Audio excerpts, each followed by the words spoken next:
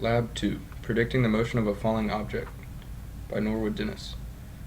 In this lab, I observed the motion of a crumpled piece of paper as it fell from its resting position towards the earth. Using Newton's second law, we can understand that because velocity is changing, that is, Vf does not equal Vi, we know that there must be some net force acting on the paper ball. We know that the force of gravity is pulling the paper towards the earth. Therefore, for the first experiment, we will ignore the drag force, setting net force equal to weight. Later in the experiment, we will acknowledge drag force and set the net force equal to the sum of the paper's weight and its drag force. In the tracker video, one can see here the spacing of the centers of mass increasing in length. Therefore, we can assume that the ball is accelerating towards the earth, and therefore there's a change in velocity. In the tracker data table, we can see that the initial y position of the paper is negative 0.003 meters due to the placement of the origin of the axes above the ball's center of mass.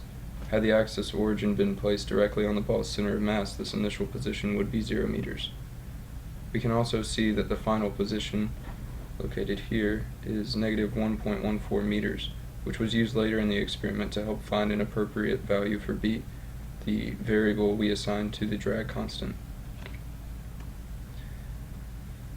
As we can see here from the first Python model, the output of the first model, which ignores drag, gives us a final position that doesn't match the final position found using tracker, which we can see here is negative 1.23, which does not match the final position we observed, which was negative 1.14 meters.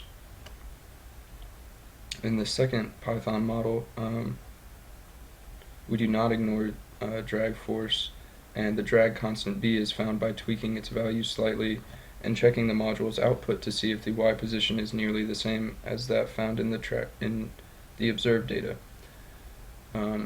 After multiple trial and errors, I found that this final position was close enough to the observed final position.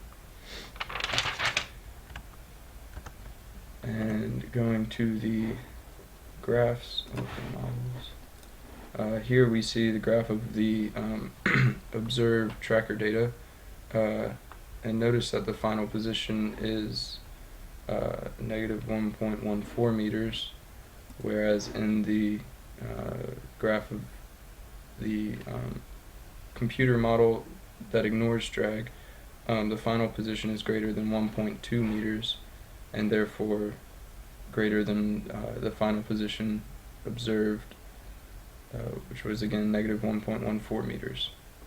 We can also see the difference in curvature, which tells us that the acceleration in the computer model that ignores drag is the velocity is greater without drag.